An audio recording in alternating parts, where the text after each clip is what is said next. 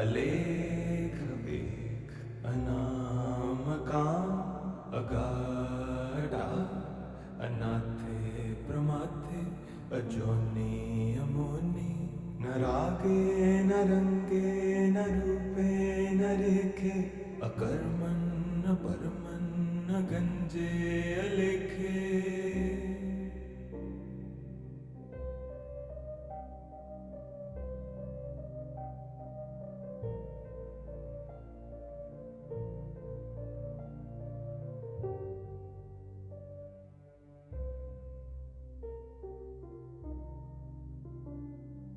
अजय अले अभय अभय अबू अजू अनासकार अगंज पंच अलख अपक अकाल दयाल अलेख एक अनामकाम अगाढ़ा अनाथे प्रमाथे अजोनी अमोनी न रागे न रंगे न रूपे न रेखे अकर्मण न परमन न गंजे अलेखे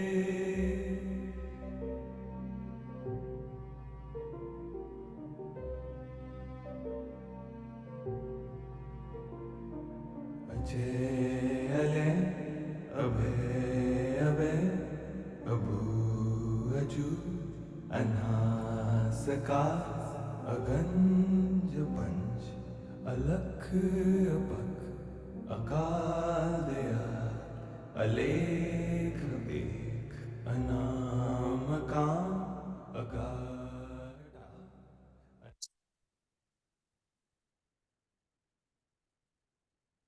Good morning and good evening. Invoking Mother's and Sri Aurobindo's grace and presence as we continue our exploration of Looking from Within, a compilation by Dr. A.S. Dalal of the words of Mother and Sri Aurobindo on various relevant topics related to looking from within.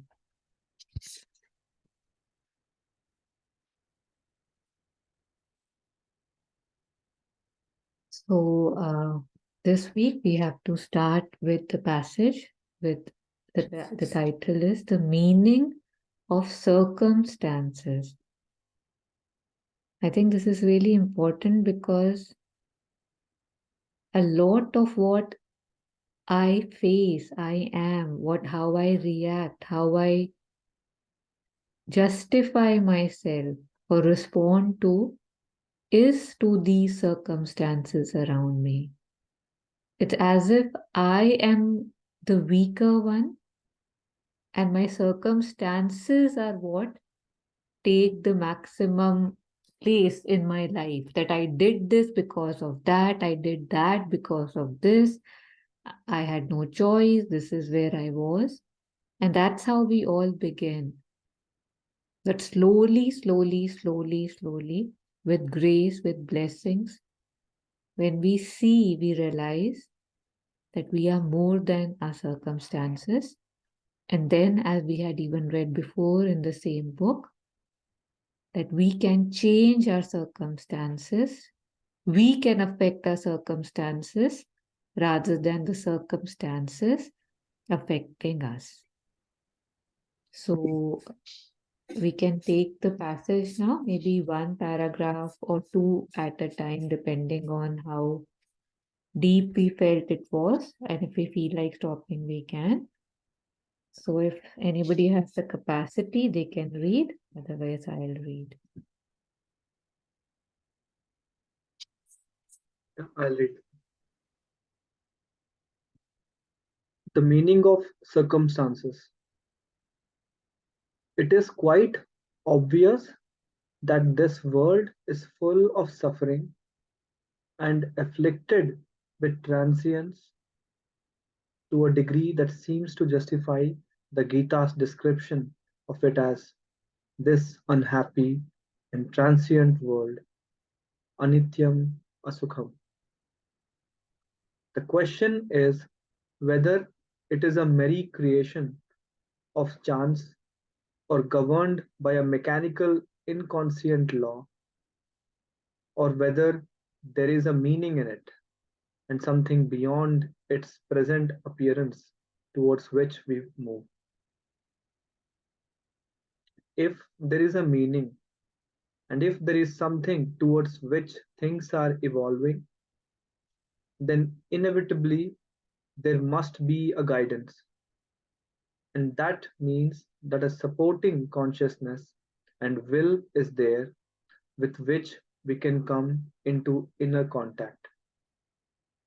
If there is such a consciousness and will, it is not likely that it would stultify itself by annulling the world's meaning or turning it into a perpetual or eventual failure. Yeah, I I think will we just can read, we can yeah, stop there, I think, yeah. sure. I'll just read the last few lines one more time.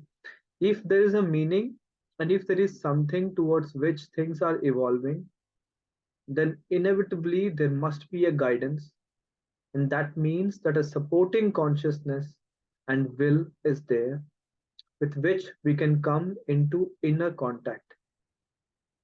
If there is such a consciousness and will, it is not likely that it would stultify itself by annulling the world's meaning or turning it into a perpetual or eventual failure.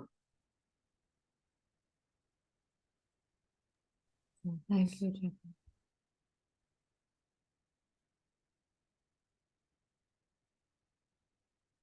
I'll be taking it line by line at any point, although it's quite simple, I think, right now in the beginning. So, Vasu, we have just started with this passage. The title is The Meaning of Circumstances. So, yeah, so at any point, if there's anything, feel free to unmute and share. So, the passage starts that it is quite obvious that this world is full of suffering and afflicted with transience to a degree that seems to justify the Gita's description of it as this unhappy and transient world, anityam asukham, anitya. That is not, nitya is ever present, anitya which keeps changing. Sukh is, we know, sukh, but asukham, which is not happy. This is how it's said that the Gita describes our world, anityam asukham. Buddha said, it's said that, he said that your first thing that you have to admit is that life is pain. But that doesn't mean I will be in pain always or this is what it is. But unless you have suffered, unless you have felt or seen the pain deeply, you would not be able to come on the path. On the same lines, when we see there is a lot of suffering, and I think it's also very important to see that how transient, the transitory nature of the world, it is a fact, it's a root fact. And yet we are scared of things changing, people changing, our bodies changing, our, the things we do to keep, to look, young. We all know there's a whole market for that I don't want to look old or whatever, not getting into it, but just recognizing that the norm is change. And yet there's something in me which is scared of change. So one can look at it and, offer it. So the question is whether it is a mere creation of chance. How did the world, this anityam, asukham, sansar, came into being? So the question is whether it is a mere creation of chance. And again, here chance is with capital C, that again, that magical chance, maybe, or governed by a mechanical, inconscient law, or whether there is a meaning in it and something beyond its present appearance towards which we move. So, three things: mere creation of chance that it just happened, or governed by a mechanical, inconscient law. So it's mechanical, it lacks consciousness, and yet there is a law, or the third option, or whether there is a meaning in it and something beyond its present appearance towards which we move.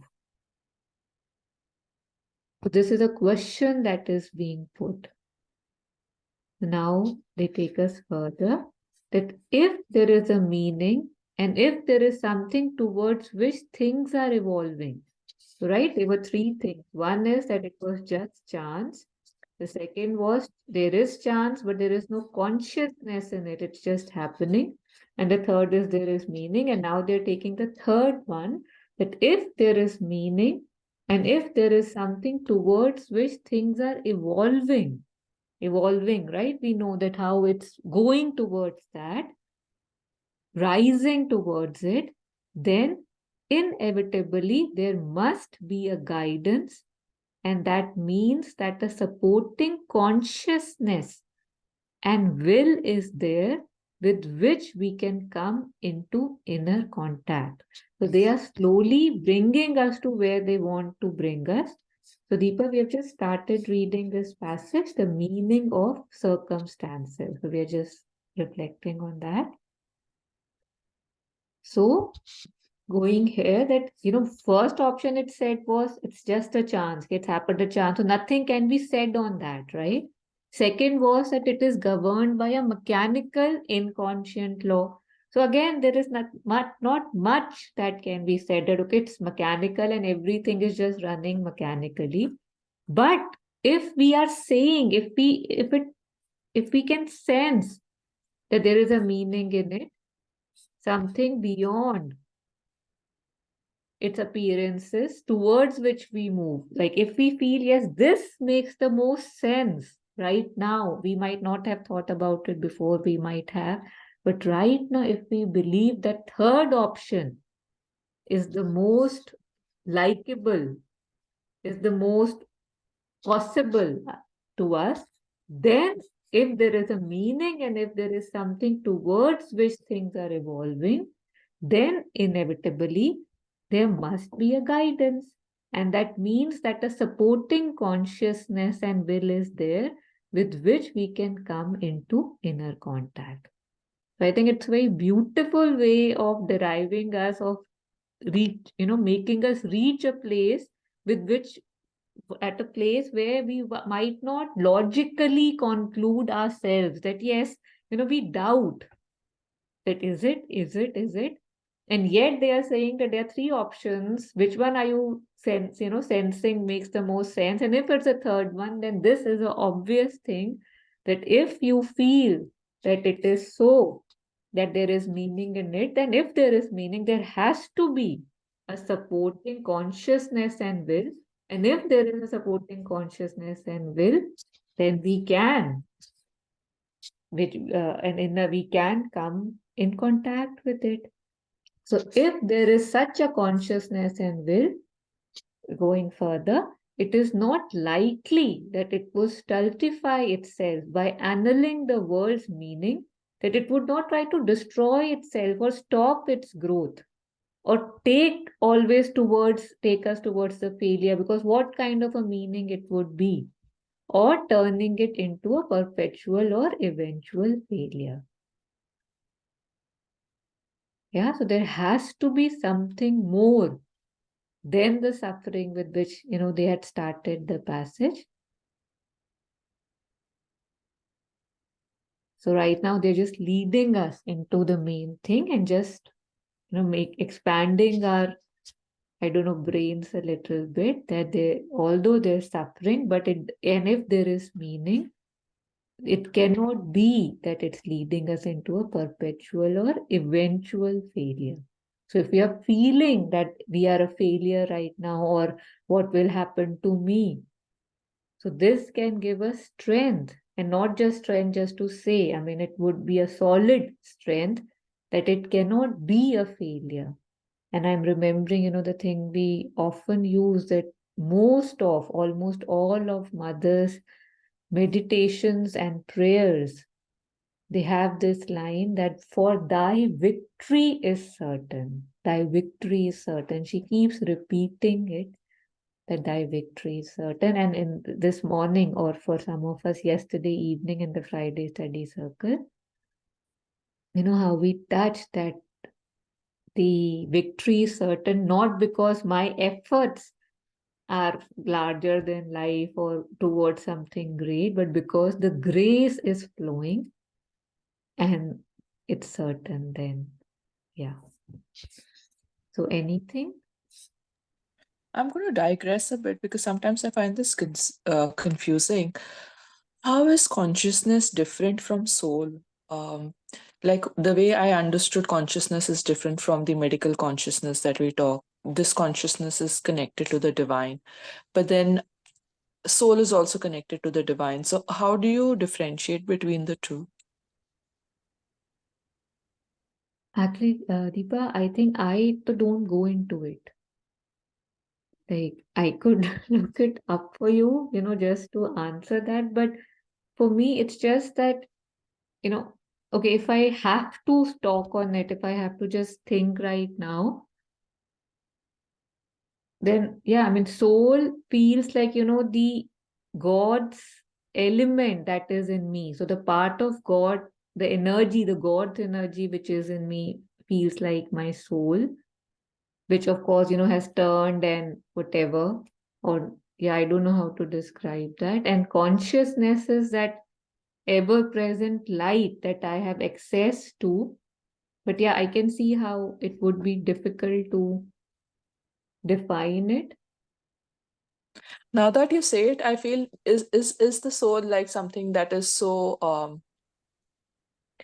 aged and yet eternal, and consciousness is about the present, like when you're See, if we use the Hindi terms, I think it might make more sense. So, soul is Atma, right? Hmm. And then there is Paramatma, that this is the source of the Atma. And technically in Upanishad, they say there is not really a Atma or a Paramatma, they are all the same. But because we say I have a Atma, and whatever we touch, we make it small. So the rishis had to use two different words to differentiate so that we know right now there's a difference. So Atma and Paramatma. So that is soul and the super divine, or where the soul merges. So Atma merges in the Paramatma and it comes out of it and goes. And consciousness is Chaitanya, Chetan, the life energy. So one is that you're conscious of it. There is, what's going on. So that Chaitanya, there's Jadta when things are happening to us and we don't know what's happening.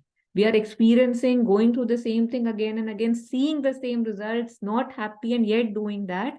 तो then we से कि क्या जड़ता क्या है तुम्हारे में इतनी, है ना, क्यों नहीं जाग रहे हो.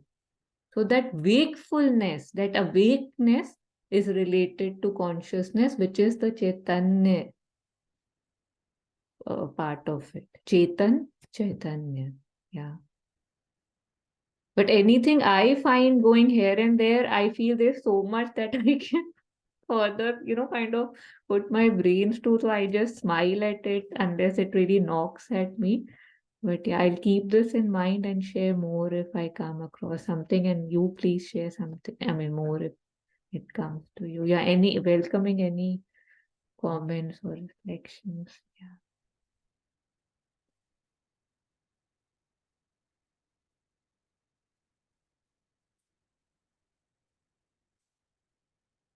Vasu, would you like to read that for us?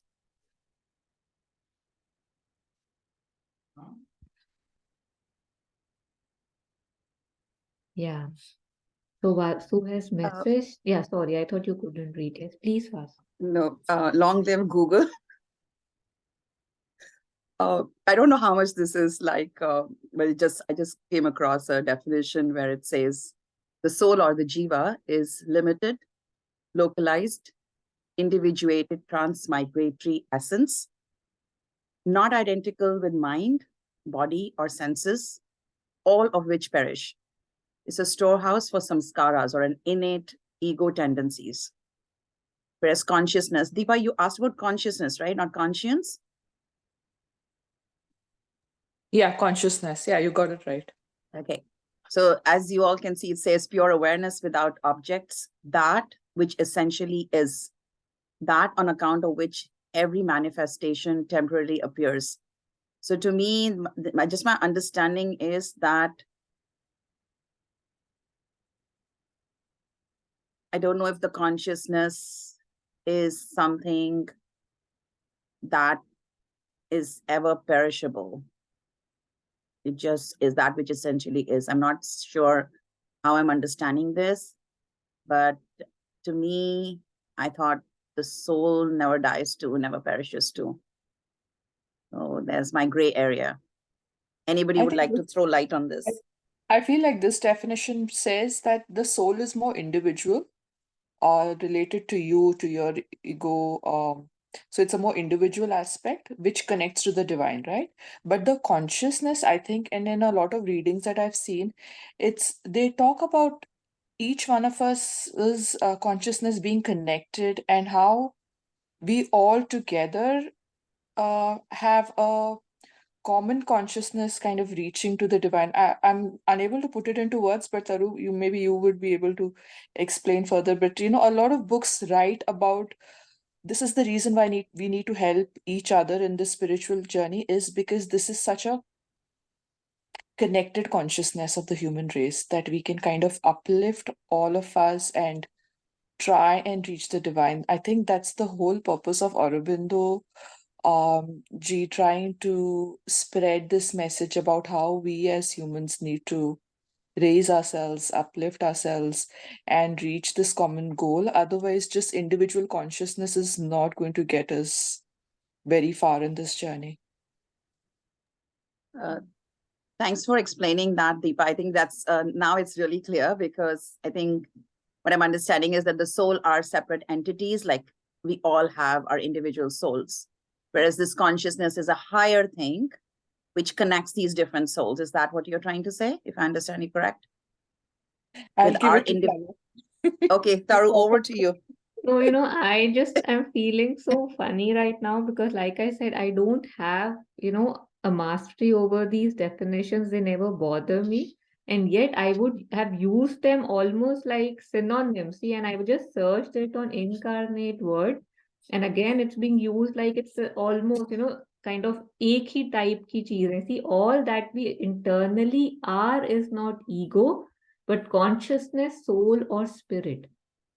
Right. So although there could be and there would be little here and there defining factors that, okay, this is how it differentiates. But yeah, so I think right now going into it and thinking maybe it's that, it's like again, not by reason was this world created and not by reason can we realize the soul. So it's like right now we are using a tool which really is not sufficient to understand what it really is. But I think the best I could sense was that there is some individual aspect in soul and awareness of, this energy of awareness, this power of awareness is consciousness. Like, I think for right now, not going further, considering we'll all be just, beating around the bush or kind of making sense of things. None of us really know for sure. I'll read about it now that the question has come, and I'll share it on the group, or we can discuss it in next week's session if that's all right. Yeah.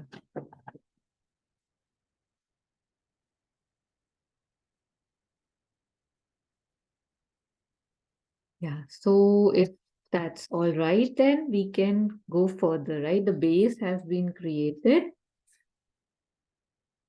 And yeah, so if anybody is willing, we can take up the next paragraph of this passage, which starts with the world has a double aspect.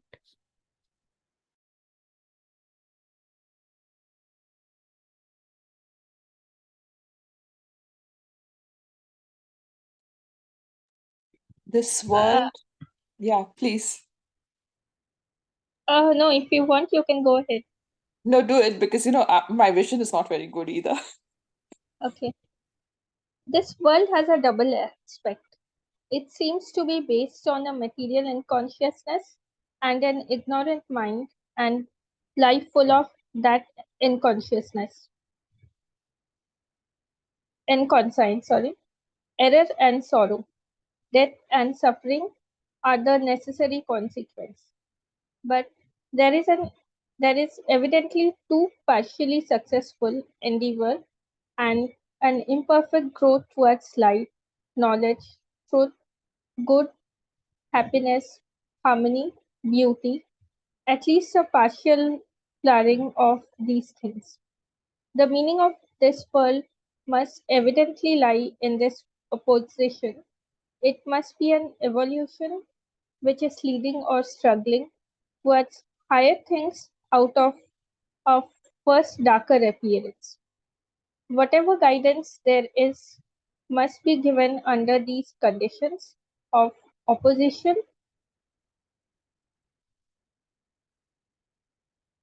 and struggle and must be leading towards that higher state of things. It is leading the individual, certainly, and the world, presumably, towards the higher state, but through the double terms of knowledge and ignorance, light and darkness, death and life, pain and pleasure, happiness and suffering, none of these terms can be excluded until higher status is reached and established. It is not and cannot be ordinarily a guidance which at once rejects the darker terms, still a lesser guidance which brings us solely and always nothing but happiness, success, and good fortune. Its main concern is with the growth of our being and consciousness, the growth towards the higher self, towards the divine. Eventually, towards a higher life, truth, and bliss. The rest is secondary, sometimes a means, sometimes a result, not a primary purpose.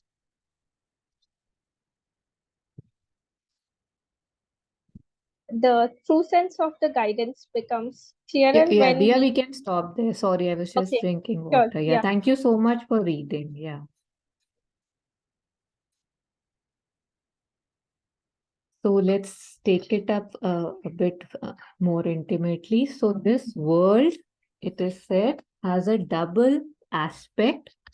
It seems to be based on a material inconscience and an ignorant mind and life full of that inconscience, error and sorrow, death and suffering are the necessary consequence. So they are talking about that there are two aspects in this world. So one aspect, the first one they are saying, it seems to be based on a material inconscience. You know, material. There is some inconscience in the material. जैसे they say मिट्टी के बने हुए हैं, right? So उसमें एक inconscience है. There is the consciousness is not there, and an ignorant mind and life full of that inconscience. So there's something in me which comes from the material inconscience, and somehow it feels it leads to error and sorrow.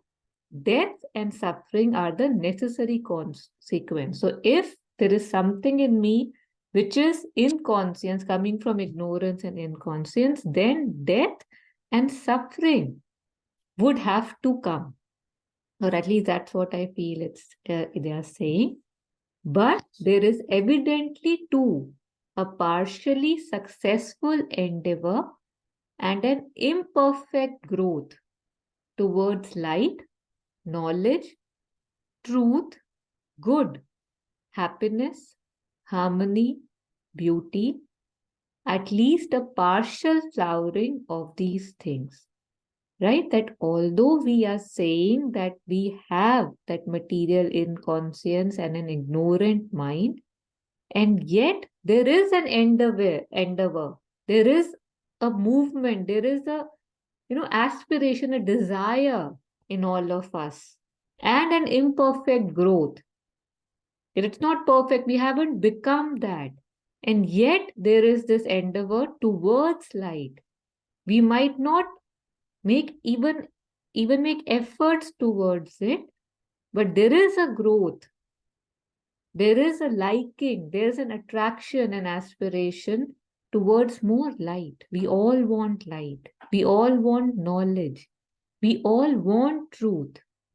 We all want goodness, happiness, more and more harmony, beauty. So at least a partial flowering of these things. So where I might be looking for these things, that place might be different. And yet, that's all I am looking for. In everything that I am trying to achieve, become, be, unbecome, that this is my goal. But I feel, that it's available under that cover or under this title or with that bank balance, then I'll be happy, then I'll be harmonious, then I'll get beauty. But it's beautiful to see that this is there for all of us, an endeavor towards these things. So taking it further, the meaning of this world must evidently lie in this opposition. It must be an evolution which is leading or struggling towards higher things out of a first darker appearance. So we talked about the double aspect. Then we said how we see there is suffering, there is death, there is ignorance. And then, I'm sorry, just trying to highlight. And then they say that because there is evidently an endeavor towards light, knowledge, truth, good, happiness, harmony, beauty. I'm sorry, I'm repeating it. It's just too beautiful to say it again. That at least a partial flowering of these things. So coming from here, the meaning of this world must evidently lie in this opposition. It's just, how it's coming, building up from where we came from the starting of the passage, that there has to be a meaning. It has to take me somewhere positive. What was the word that was used? It cannot be in a perpetual or eventual failure. So, although I see the double aspect, but because there's an endeavor towards that, the meaning of this world must evidently lie in this opposition. It must be an evolution which is leading or struggling towards higher things out of a first darker appearance.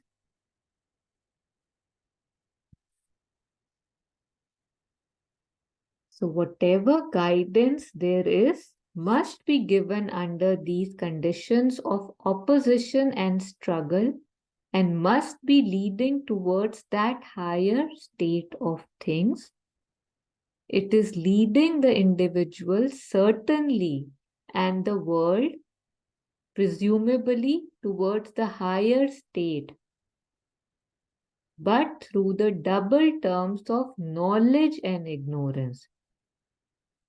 So just reading this again, it is leading the individual certainly and the world.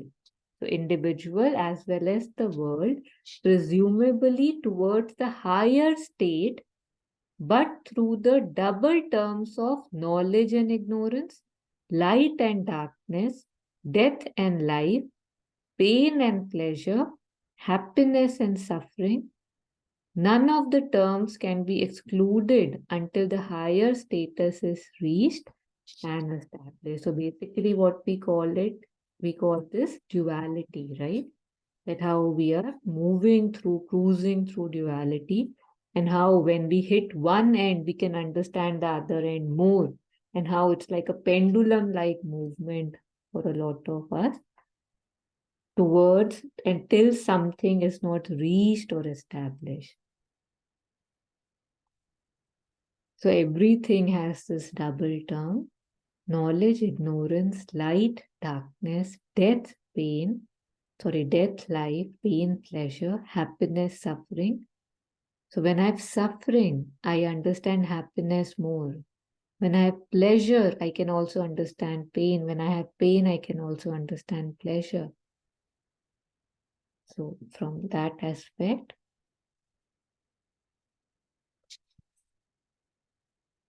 so, I'm assuming there's nothing till now. So we'll stop again in the end. So it is not and cannot be ordinarily a guidance which at once rejects the darker terms, still less a guidance which brings us solely and always nothing but happiness, success, and good fortune. So, lot of times, I don't know, I have heard this that, that person was so good and still so much bad is happening to him or his family or her and her family. That somehow we feel that if, say, and again, this too, कि अरे वो तो भगवान का इतना भक्त है, उसके साथ भी ये हो रहा है, देखो कितना कठोर है भगवान, kind. So, I think just as a disclaimer to that, that somehow, what appears to be, I don't know, like punishment to us, it could be our biggest gift. And what could appear as gift to us, later on we would realize that, oh my God, उसने तो फंसा दिया. So, knowing this again and again, we keep coming to these passages which keep telling us the same thing. And it amazes me how if we come, we are doing so many different sessions and readings as a group. And yet, I don't know if you have noticed that there's always something which is a common thread. Every week, something new. And a lot of times, circumstances of our life come that way that we understand the topic more. One session is touching upon something, the second is also saying the same thing. It's very strange how that happens. Not strange because we know it's all towards leading us towards something. But this belief that this is good, this is bad, this is gift, this is punishment, this is suffering, and this is gift or pleasure, we need to challenge these definitions for us now, because when we look back, and if we look back, we see what we got when we were thrown into, our own dungeons, and how or who came out of the dungeons that we were thrown in.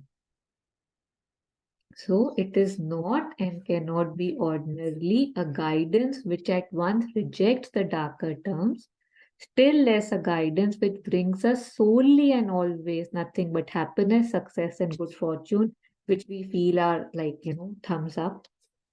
Its main concern is with the growth of our being and consciousness, the growth towards a higher self, towards the divine, eventually towards a higher light, truth, and bliss. Again, I know it feels repetitive, but I think these are the repetitions that we need. That the purpose of human birth is not comfort, worldly success, a bank balance, settlement, but the purpose is growth of our being, our consciousness, our growth towards a higher self, towards the divine, eventually towards a higher light, truth, and bliss. The rest is secondary. But if we look at our lives, and honestly, if we admit, these things are secondary for us, right? Our consciousness, our being, our growth, the divine, light, truth, bliss, we say we want it. But what do we want more, honestly? Happiness, success, and good fortune.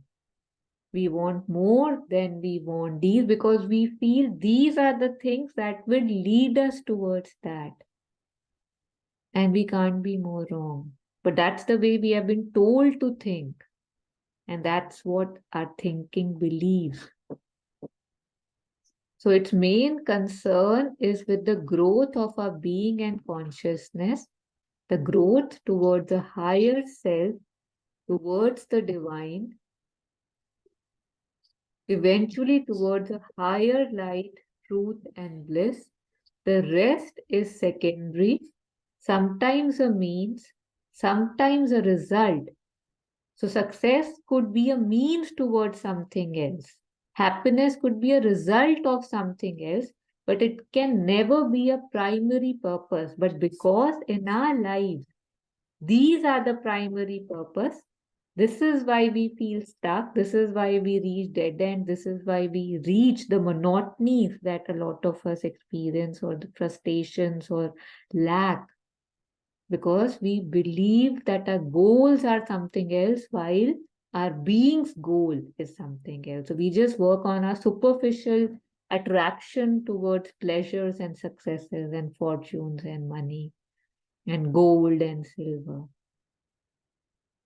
So nothing new again, I think. We all know this, and yet knowingly we don't know these because we prefer not to know these, because then if we actually believe these totally, then we'll have to change our lives, and that we might not be ready for, but we will be ready one day. So if we read this, I think it helps us in becoming more and more ready. So inviting reflections, questions, answers, if there are any. So again, the title is The Meaning of Circumstances.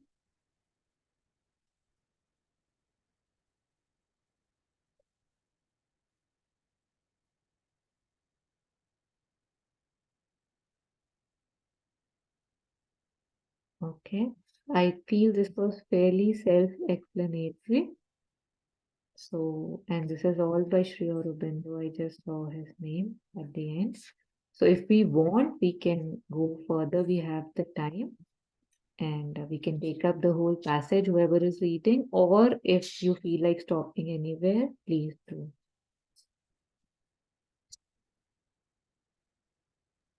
I feel like somewhere I think it is so difficult to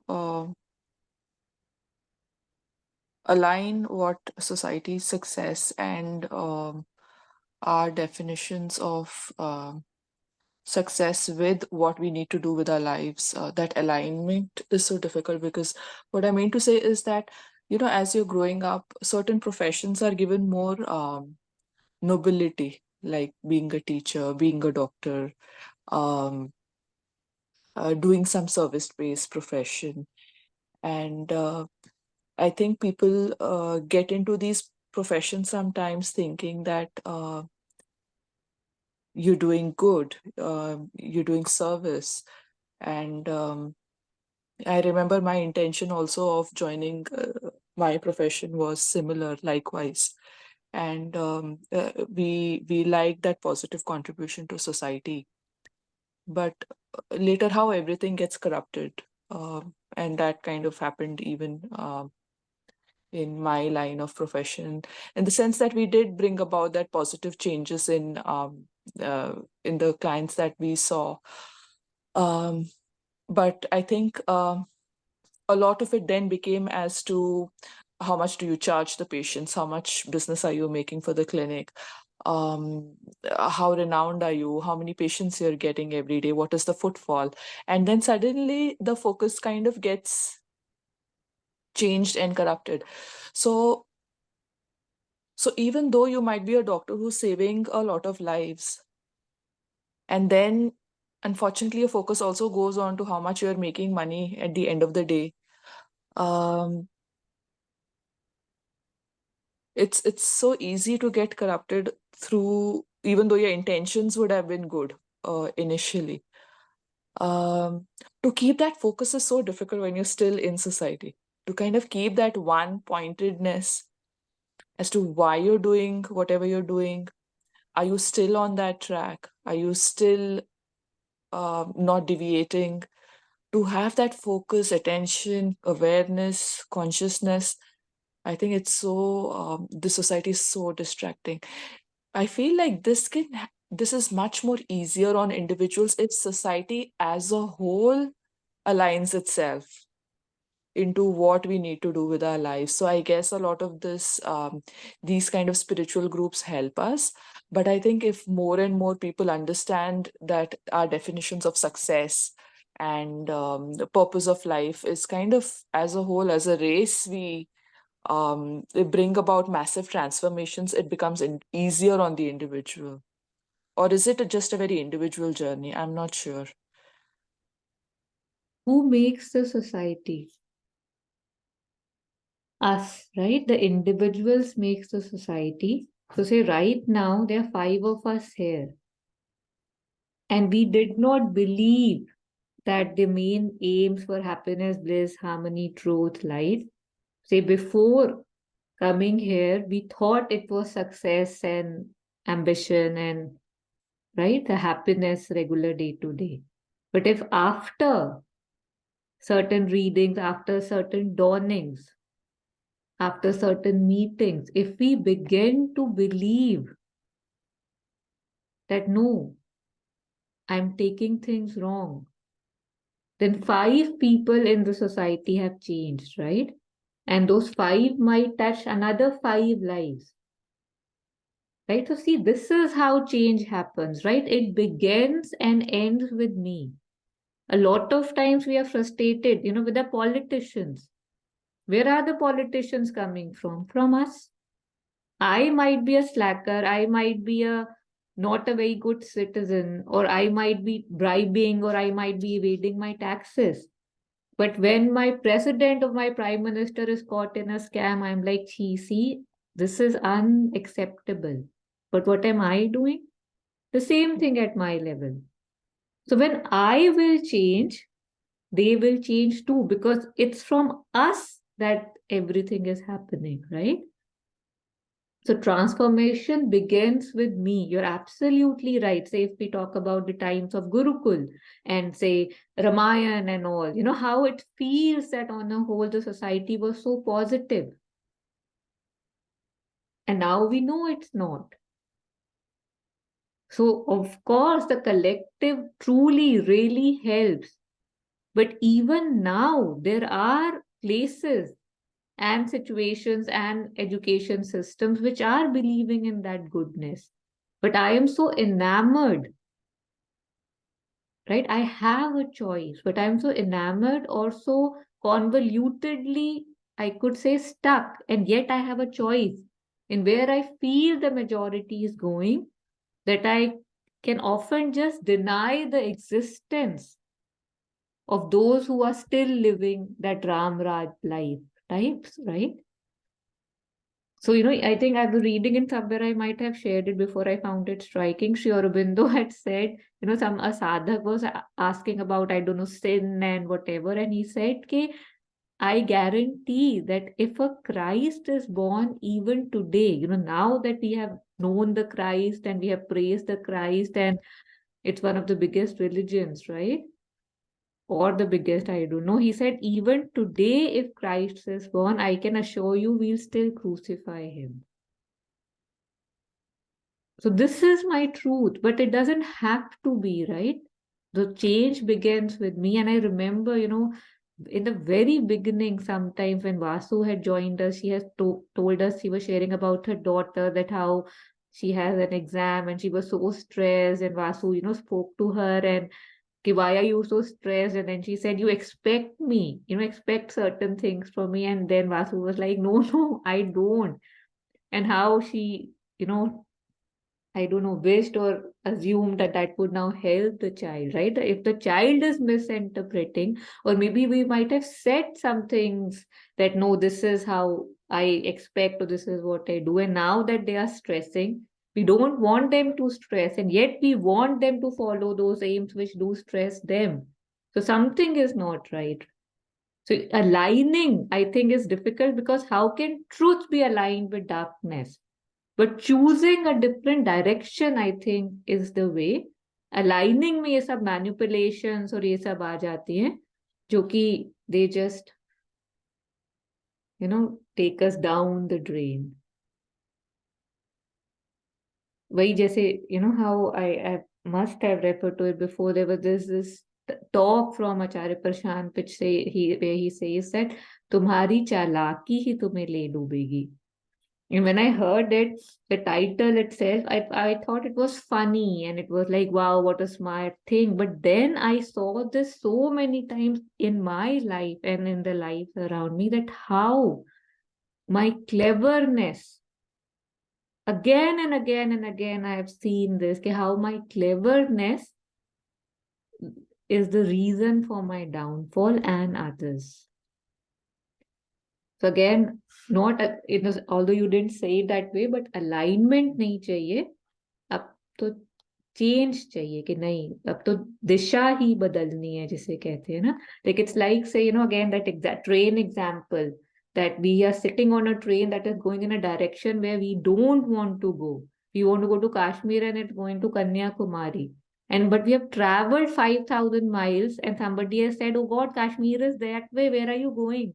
So for me to have the guts to step down would take another few hundred kilometers. कि अरे मैं इतना गलत कैसे आ गया, अरे मैं admit कैसे करूं कि मैं इतना गलत था, because so much of my life has been spent on that train going in that direction. But the sooner I realize कि अरे अब आ गया तो आ गया, वापस तो जाऊं, जितना कवर कर सकता हूँ कर दूंगा, शायद पहुंच जाऊं. So that is the time which we waste, right? कि oh my god, ये क्या हो रहा है, kind of कि उसने मुझे गलत बताया, उसने मुझे ट्रेन पे बिठा दिया, complaining or feeling, like a victim, or not believing that this is going in the wrong direction. That takes up lot of a time. तो चालाकी यहाँ चाहिए एक्चुअली में, अच्छा जैसे ही पता चला कूद गए चलती ट्रेन से, स्टेशन की भी वेट नहीं करी मे बी. प्रॉब्लम पता है क्या होता है, कन्याकुमारी जा तो रहे हैं पर समोसे उठाए बीच में, कभी कुछ सामान उठा लिया, कभी कुछ दोस्त बन गए, अब वो सब छोड़ के कश्मीर जाना पड़ेगा ना. तो I think that all those bondages are what causes that difficulty. Yeah, you are very right. Yeah. And also, this is an endless train. Endless train, as in once one steps out of this train, out of his smartness, and they now want to travel in a different train towards the right direction. But they have to wait for the right train to come. And they have to persist for the right train. Like I say, I want to find my aim. My aim is to find my aim. So I don't know which train I have to take, but I'm waiting for my train. And this endless train that I've taken before, it's still going on in front of me. What happens at one point is that I still hop onto this train. And I still travel a bit further towards the wrong direction. Then I get down again. Then I see some of my friends, like I see my friends once in a while. And I see them, I get excited. I get carried away. My thoughts are out of control. Then I again hop onto the train. It's not a one-time thing like a train that I can get down and again climb the right direction. It's a continuous train that keeps on going. And I myself, I've seen many people hop onto the train, come back again. It's a continuous process. I think the only thing I see here is this persistence and just, prayer that, just put me in the right train. Because as long as I'm standing, I still have an option to choose the wrong or the right train. So, what you just said, your last sentence, as long as I'm standing, there's still a chance that I'll choose the wrong train, rather the same wrong train, right? So the question here to reflect on is, why am I standing on the station? And in the Friday study circle, we had addressed the same thing, right? That how,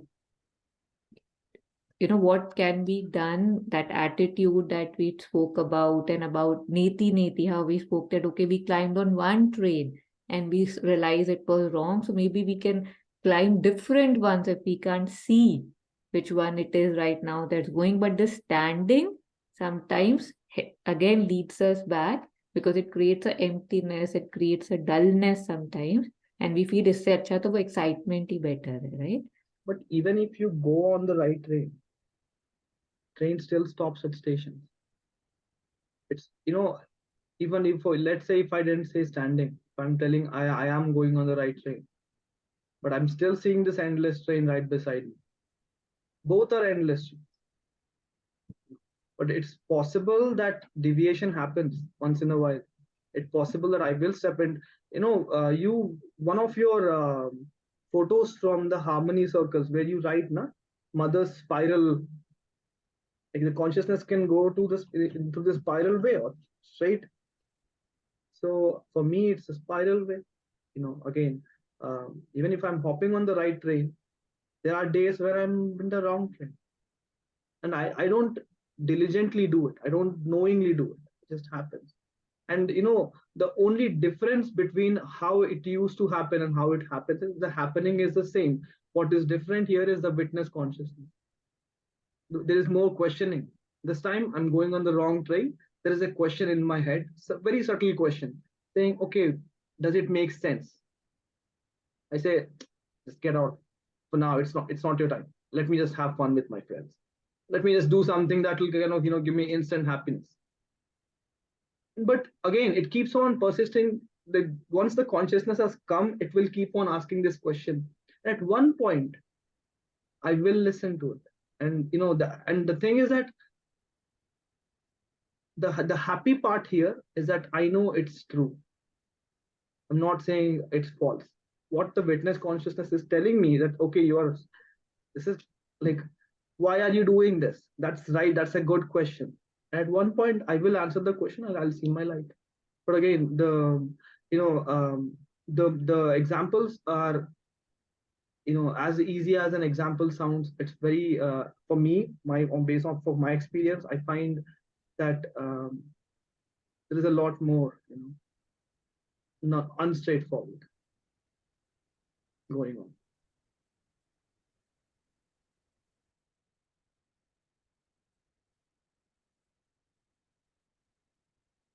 Yes.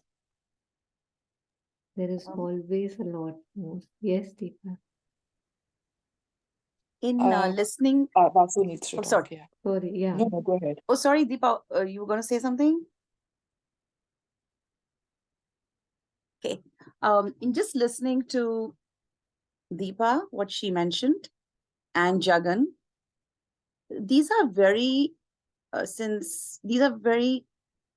common battles and challenges that in day-to-day life, I think we people will face because we are living in a material world. And there's always that struggle, like Jagan was saying, right? Like, I still have those temptations, and at least I have that too. And I don't know when is that going to be a time where I'll be like totally not taken in by that temptation. I'm a human being living in a material world, so there are those things. However, when I ground myself through these spiritual studies or the circles or my reading, what happens is that it gives me better ammunition, for lack of a better word, in being more connected to my higher purpose, as opposed to someone else who might be very materialistically bound. So for me, that's where, like Jagan was saying, and like even Deepa mentioned, the conscience is there, like there's that inner compass that can redirect you, even if you sort of lose the trail, you can come back to it. So that I would feel is a very big plus, because these kind of circles and this kind of company drives you towards that, where you're always seeking, or you're always pushing yourself towards the higher purpose. So while I was working, and this, I find this even today, whether I was in a corporate career or whether I was in the education field, I always struggled with ethics and values. So like when Deepa mentioned that, you're doing a noble profession. However, within that profession, there are politics, there's that dirty side of it. And I would be really surprised if there's any entity, as an organization, even if it is not for profit, that doesn't have a little bit of dirt. There is no entity that is completely pure and really good that you can say, yes, I've arrived and, this is what I want. Because we keep talking about duality. So duality is going to always be there. Within us, it's there. And interestingly, I was reading about all these things in the Gita yesterday, action, inaction. And, Arjun was telling Krishna that, but I always struggle with this. And Krishna said, yes, and that is a real struggle. And that's what all of us struggle with. Like you cannot, like we just in your passage, you mentioned about this higher value where there is duality. nothing is like, nothing can stand without the other. So they both are in unison, just as we have our dual parts. So when I was working too, it was my challenge always that I thought this is a great career, I'm liking it, but there's that dirty side of it. And my conscience used to trouble me. Like I felt I'm almost schizophrenic, like, I'm like two people. Here I am. What did I think about this career? I really wanted the good side of it, but it does come with the bad side. The only thing I think a redemption, so as to say, could be that when you are spiritually inclined, you got to do that job, right? Because you got to pay your bills, you got to do that. So everybody has to find some vocation, something they've got to do. And but at the same time, if as far as possible, if we can still have our inner compass, which is more activated, then I think we can still feel that, okay, we've done the best we can, I'll just feel like, let's say, for example, your boss tells you to do something which goes against your conscience, but you have to be a professional and you have to work because that is in line with what the business objectives are. So either you fit in or you get out. And then there's never going to be that one place where everything. I was working in a school, I saw that happen. I was working in a corporate entity, I saw that happen. And then I was like, I think I should just work for myself, because everywhere I was finding something or the other. I was like, man, I cannot work with anybody.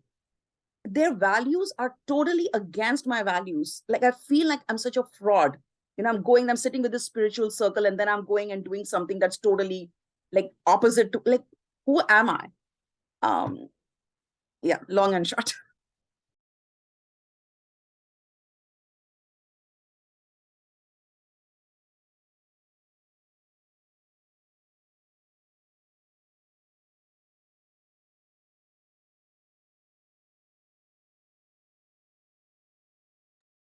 Yeah, Deepa, would you want to share what you had wanted to share? Or So I think I'll go back to what Jagan was saying about his aim is to find his aim. And I think about last week, um, I was in my throes of despair about, where I'm headed, um, looking for direction, and you just go spiraling downwards. You're not sure which direction you're headed. You know of one thing, that the direction you're headed is not where you want to actually go. But then the realization came that instead of, being so desperate for an aim or direction, sometimes you just have to be in the present. Take that day and just be there, You can't just drop everything and do something drastically different on that particular day. And then the next day you again take it as it comes. And then just in our spiritual group, when they said that, the divine is eventually going to guide you, that kind of just uplifted my spirit so much, because here I was taking that full responsibility of which way I should be heading and how I'm going towards Kanyakumari instead of Kashmir, and feeling so desolate, and alone and frustrated and angry, and lacking a sense of purpose. And there's in the group, they said the divine is going to put you under these circumstances. They are going to challenge you. And these moments, these situations are what will define us and our journey. So it is okay to not find a name. It is okay to not know, but just have that faith. And I think faith is such an important thing, because it lets you stay in the day and be ready for the next day. Come what may, come what the pressures are. And if you keep that faith, it takes you from day to day. And be truthful, be honest, continue on this path of being good and serving the divine, and making a good contribution to society. And while you do that on a daily basis in whatever small measure you can, I think eventually divine will take you where you need to go. And if not now, maybe later, but I think this despair that we derive from, oh, I don't know where I'm headed, I'm going in the wrong direction, I don't have an aim, I don't have a goal, that is not required. And I think we're wasting precious energy into a fruitless task.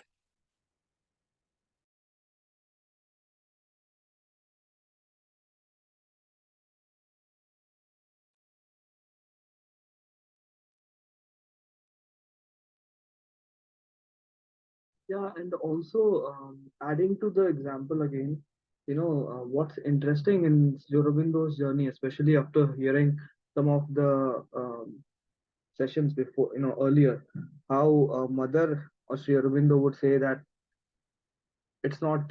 I think, ma'am, you shared something in the group about how going into a cave and just disconnecting from everyone. That's a different way. And again, living in the world, living in the material world through these distractions and everything, and then then going into that, that's a different process.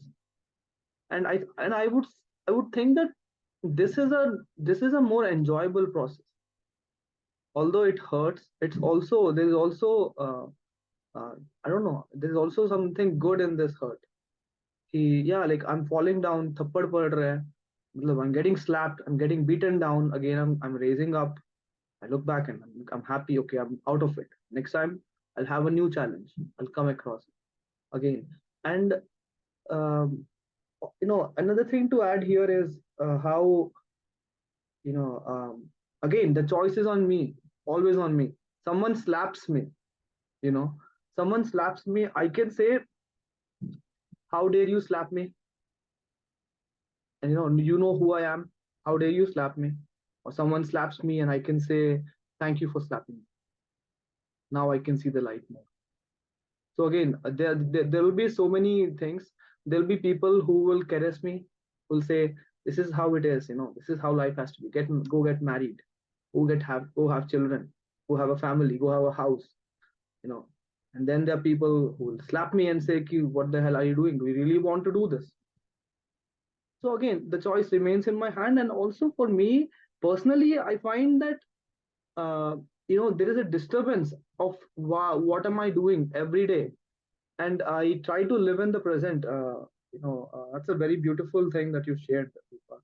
But again, for me to remember a key, okay, I have to find an aim, because for someone who has an aim, at least they know what they're walking towards. For me, I don't even Jagan, I know. would want to stop you there because I think it's been going for quite a few weeks now since we did the Circle of Harmony. Do you honestly would want to tell me you don't have any aim? What do I name the aim? Why do you need to name it? Do you not have anything that you're working towards right now on a daily basis, in your inner being or your whatever sadhana that you're doing, whatever practices that you're doing, any affirmations, any wishes, any aspirations, they are not directed towards anything. They're just random or they don't exist. Directed towards anything, as in, can you give me an example of a person No, who no, has an you aim? tell me कि I जैसे don't know. when you make your decisions, when you Yeah. make your choices, you're Yeah. telling me everything is just random because you don't have any aim in your life. When I talk to mother, Hmm. I tell her that, today I did this, but I have Hmm. no idea why I did this. I'm just doing it. You Hmm. show me light. Hmm. And नहीं every जैसे day I अगर have आप this regular conversation. Basis पे if you're making choices, Huh. say if you want to be a good human being, say let's start from the human level, let's forget mother for right now. There is no aim that I want to be good, I want to be this, I want to be ethical, I want to be moral. Like are there any things that guide you while you're living your daily life? If you see I don't something in know. you, if you see a tendency in you, do you Hmm. have an aim that I want to transcend it? Yes, I do. So that's an aim. है ना? If you are picking up trash from the floor, if you're going somewhere and you want cleanliness, that's an aim that I want to help in the cleanliness. We have smaller aims, we have smaller goals, but we cannot be goalless or aimless on a daily life. है ना? There are aims, small things that we want to achieve. More sincerity, you speak about sincerity a lot, right? That's an aim. So I cannot say I'm looking for my aim. For me, I think these smaller aims, I don't think they matter to me. Maybe they should matter to me, but at this point, I'm doing certain things as I have to do it. But for me, it's like this.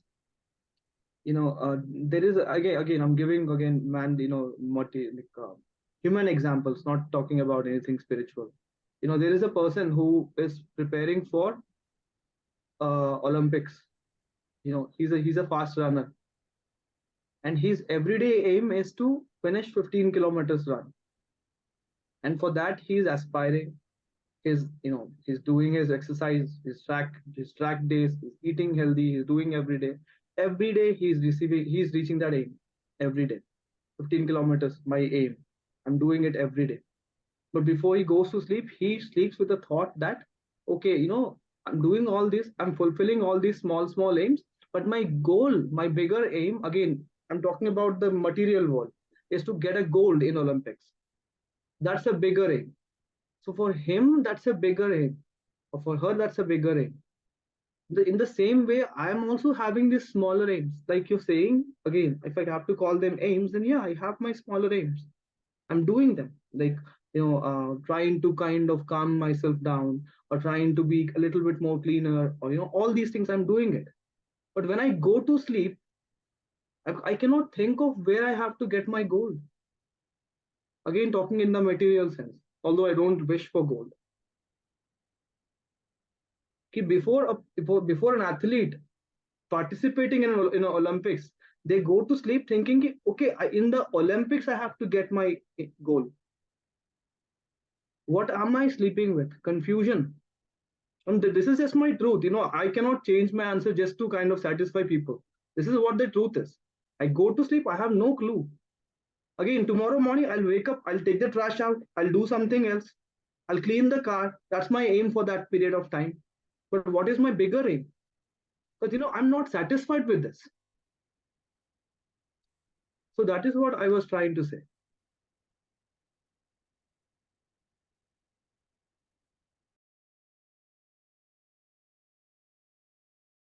I just wanted to add one more thing that, I've been a liar for a while.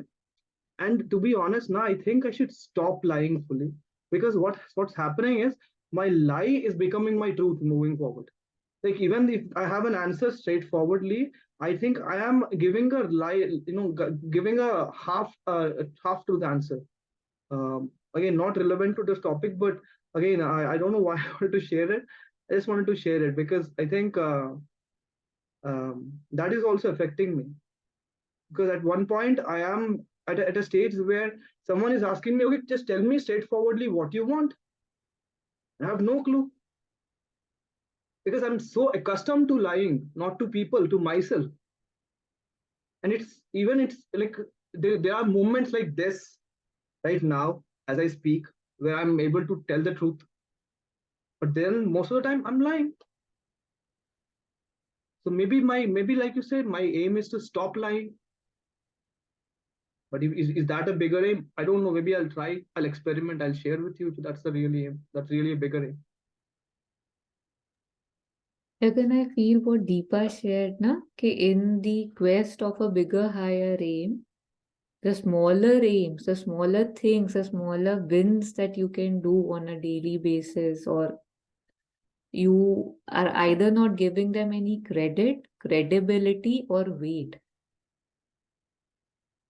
So maybe one can forget for some time the bigger aims and take the smaller aims that one feels resonance towards, right? At least I know, if I don't know what I really want, I know, okay, this is what I feel I should like, I'm liking. So I'm working towards that. That could be honesty, like you said, right?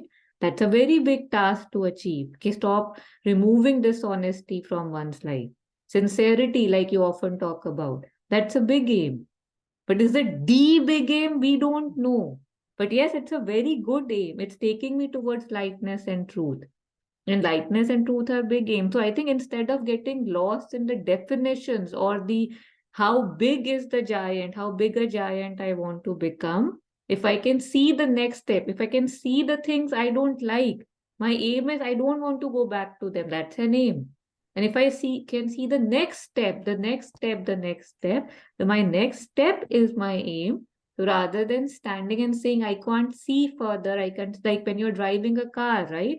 In a dark street, which doesn't have headlights, you don't say कि मुझे तो पूरे 4 kilometre नहीं दिख रहे, and you will stand on the side कि I can't see. You turn on your headlights, और जितना आपको दिख रहा है उतना चलते हो, है ना? And जैसे जैसे you proceed, रास्ता खुद खुल जाते हैं and you reach your destination. So with your eyes, with your brains, with your means, with our, we cannot realize, we don't even know what we want fully, but at least whatever we can see, our aim is to justify, to be honest, to be sincere towards that. What Deepa shared is very true again, but from her own perspective. Because like there is no way I'm going to deny it, because that's very true and I find it really inspiring. What's the difference is that the way everyone appreciates something is different. For someone like my mother, I'll just give my parents example. I get a good score in my school, my mother like mera beta, and she will like hug me and do all these things. My dad is like, okay, good, that's it. So there are different ways of appreciation, but again, inside he is also having the same feeling as my mother. The dramatic way of doing it is different. My mother is being a little bit more dramatic, or maybe she is being right and he is being less dramatic. But again, so I appreciate myself. The point is that it's not that I don't appreciate myself before I go to sleep, or before, the happiest thing I do, the first thing I do, people might laugh at me, but the best thing I do is I wash dishes, I clean dishes, and I'm really happy every day when I do it. I don't know why, I just do it. And that is, I'm appreciating myself. Okay, you did it, happy. Again, I clean my car, I'm happy. It's not that I'm not appreciating it, but although there is appreciation, there is always a question. I'm again, ma'am, to be honest, if I am really, if I'm really disturbed by not having a name, why would I be even smiling? Why would I even be going out and playing? I'm doing all this. What I'm trying to say is that there is still a question in me. Again, this is me, this is how I am, and this is what I'm trying to say, that I have this question every day. I ask mother every day, okay, the tasks for the day have been done. Some of them have missed, some of them I couldn't do it. I'm kind of getting a little lazy, but I will get back to normal. But again, tell me, what am I for? Tell me, what am I for? I ask this question every day. Is it okay And if I step in? So I think, Jagan, what you went through, I literally was in that same stage last week, looking for some massive transformation. I'm not looking for massive transformation. Okay. I'm just looking for a point of reference. I'm not looking for, I'm not even asking for that transformation. Because anything that comes suddenly is not appreciated. I always ask mother, ki don't give it to me before I'm ready. Give it to me slowly. I don't want a lottery in my life, but at least I want to know how much I want from this life. Sorry to interrupt.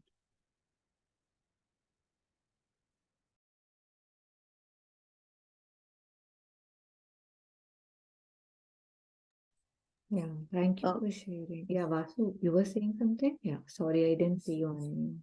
no. I think I unmuted myself after you muted first. I'm just trying to reflect on this. So, sometimes this whole topic was about circumstances, right? And for a long time, I think most people, I think, when they gravitate towards, spirituality and these questions, they tend to ask, what's my purpose in life? Why have I come here? What do I have to do? And it's a struggle, because you're almost like a bhatki hui atma, you would, wherever you are, there seems to be something unsettling. Like it seems like I don't think I'm getting, the kind of happiness or satisfaction. Like I'm doing something, but from inside, I'm not getting the fulfillment. So I'm like, okay, on to next thing, and we'll go on and keep trying, So personally, for me, when I went through different areas of my life and everything, from my own incident, I believe that I have found my calling and I am working towards it now. But then it took me a lot of time to get here. And there were many incidents, but then there was a very big incident, and that made me just change my perspective. So when, just to speak to what Jagan was sharing about the aim, that yes, he likes what he does on a daily basis, the smaller things. And there will be that question that what is my purpose and what's the bigger aim? And sometimes we do want to see that right in front of our eyes. Like, what is it? Like, I hope it could be crystal clear, so I know what I'm working towards. Also, the thing is to just take, when you have a flight of stairs, and like you mentioned, right, Taro, that, just put your headlights on and it will at least throw light to a certain distance, right? And then you can set on that path. So similarly, when sometimes we, maybe introspect or ask a lot of questions, what is life about and what's the purpose and everything, it just becomes like overwhelming because there are so many things to it. It's so deep, this area. However, like what Deepa said, that, she was there and then she said, you know what, just for this moment, just for today, I'm going to do this. Then maybe it becomes simpler because you're not trying to put logic, reasoning, understanding, and a lot of energy into always having answers, into always knowing where is my goal, what's my purpose. Sometimes you to just take the plunge, you just take it one day at a time. That the smaller things, like you mentioned, you can do, which will lead you to bigger things. And you'll find your calling somewhere or the other. And I think maybe it just gives you that innate sense of fulfillment. Like, at least I can speak from my own example, that I find that, like, what I'm doing or working towards, I find that I find that pleasure and satisfaction. There's not so much of a struggle like there was before, because it seems things are clearer now. Maybe this is where all the life's incidents had to happen. So but I don't know whether I can say that, but at least for me, I'm 52, so it took me, that was my learning curve. So like Jagan is like really, really young. So, maybe I'm just thinking about when I was in my 20s, like how was I? So I didn't even have that kind of ability to even be where he is, like to think even about these things. I was in a very material world. So I think just one day, one step at a time could just lead to maybe not taking on a lot on ourselves, and maybe not being very harsh on ourselves, and having some compassion for ourselves too, that, hey, you know what, I did this is good for today, tomorrow's another day, and I'll keep working towards it, whatever is that purpose, and I'll come to it. Every time, everything doesn't need to be clear. Sometimes the road is not, and actually that's the thing, maybe it's always right, like that higher purpose path is actually with a lot of struggles. And that's how you reach, like we talked about that spiral. If it was that straightforward and it was that easy, we all would have accelerated and reached there already. We'd all be enlightened beings. But we all are in our own way, in our own learning curve. We are trying to get there. And I think that we can give ourselves a pat on the back, that at least we are here today and doing this, right? So, and that's my gyan for today.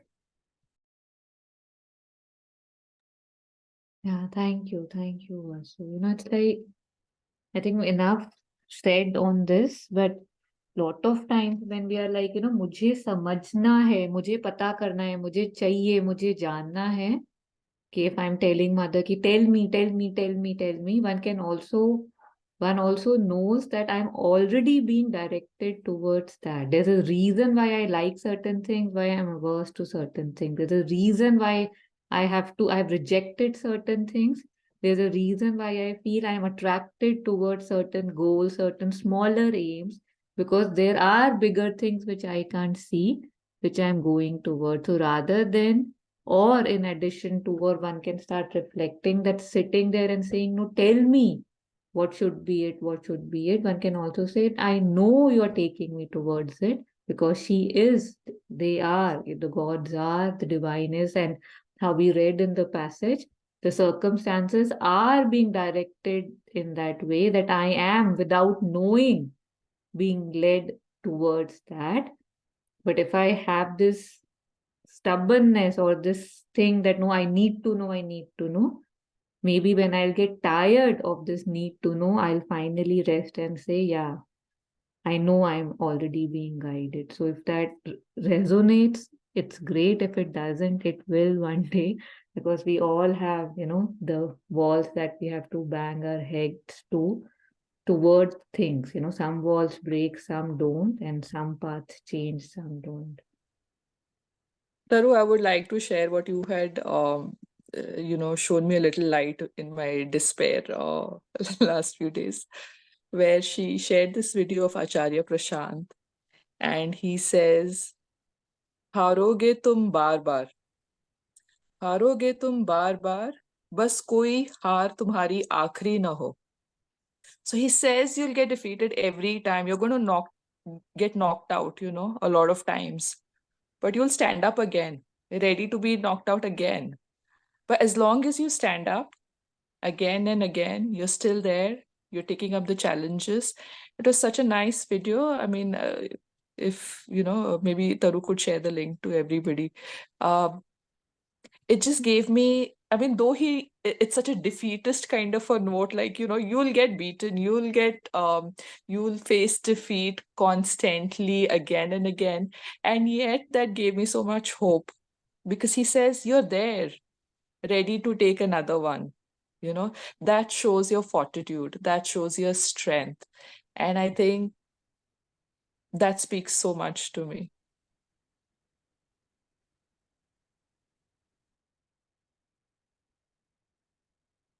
And also one last thing to add is that when I was sharing, especially talking about myself, I was not being stubborn, because I have an affirmation um, of saying that she's looking after everything.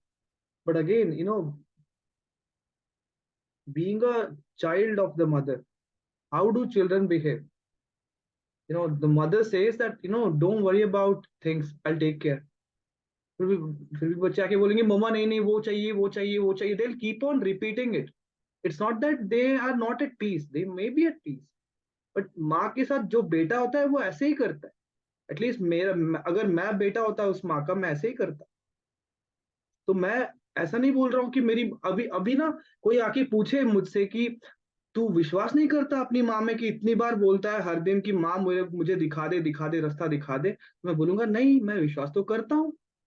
मैं तो बोल भी रहा हूँ हर दिन, affirm तो कर रहा हूँ कि that she is taking care after me with closed eyes. She's taking care after me. But again, will I stop asking? I will not stop asking. But I'm being stubborn. I'm not being stubborn. Again, I don't know. Talking about myself only. That I'm not being stubborn. I'm just asking कि माँ ठीक है आज भी हो गया. Because the day I realized that okay, maybe this is not how life has to be. Then I thought that every 24 hours that goes without understanding, I say कि okay चलो माँ एक और दिन हो गया. This one more day passed. Just letting you know. I'm not getting irritated or anything. Just letting you know one more day has passed and nothing has changed. Just letting you know. Again, जो आपने homework दिया मैं थोड़ा थोड़ा कर रहा हूँ, कभी कभी मैं भूल रहा हूँ, कभी कभी मैं पीछे भी जा रहा हूँ. बट एक और दिन गया, बस रिमाइंड करता हूँ. माँ को पता है, बट मैं रिमाइंड करता हूँ क्योंकि मैं बच्चा हूँ माँ का, तो मुझे पता है कैसे बिहेव करना है. तो मैं यही बोलता हूँ माँ से.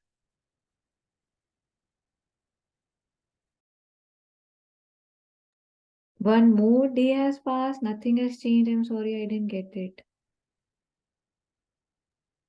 मतलब ऐसा है ना कि what I was trying to say is 30 years right now. I'm 30 years. So when from the point of realizing that okay, mother will, this material thing, my goals are not the goals for me. The goals I've built upon, like, ghar, bibi, bache, and all that. When I realized that those are not my goals, and maybe I have I have something else to do, then every day I find that okay, like every day before sleep I ask myself that okay, um, आज एक और दिन चला गया जिसमें मैंने बस अपने previous behavior में, मतलब in my old patterns, I've lived one more day in my old patterns. Although I have consecrated myself to some practices, to some sessions, I just, I'm not again being frustrated. Just tell mother ki mother, from the point I've decided that you will show me the light, maybe I will follow your light. She always showed the light. From the point I've decided that I will follow your light, I have spent one more day not walking in that path. Okay, so you're saying that you believe that you're not following the light. I'm not saying that. I'm saying I'm doing the practices and everything. But again, So what is not changing? what is matlab, I'm finding today you're sharing very confusing for me to comprehend. I'm not saying you are not saying the right thing. Obviously, you're sharing from where you are, but it feels very contradictory. Like you're saying something else. And then when I'm asking, is this what, like you're saying nothing has changed. Then you're saying, but I'm following the path. I'm not nothing has seeing the light, changed but I'm as seeing, in yeah. yeah. I So think as in maybe it would, finding the I end. mean, it's, beyond 10:30. In case anybody wants to leave, please feel free to. We'll continue this conversation. If you want to stay, please do. But I just wanted to say that, we won't be taking up more passage. So one can feel free if one needs to go. Yeah.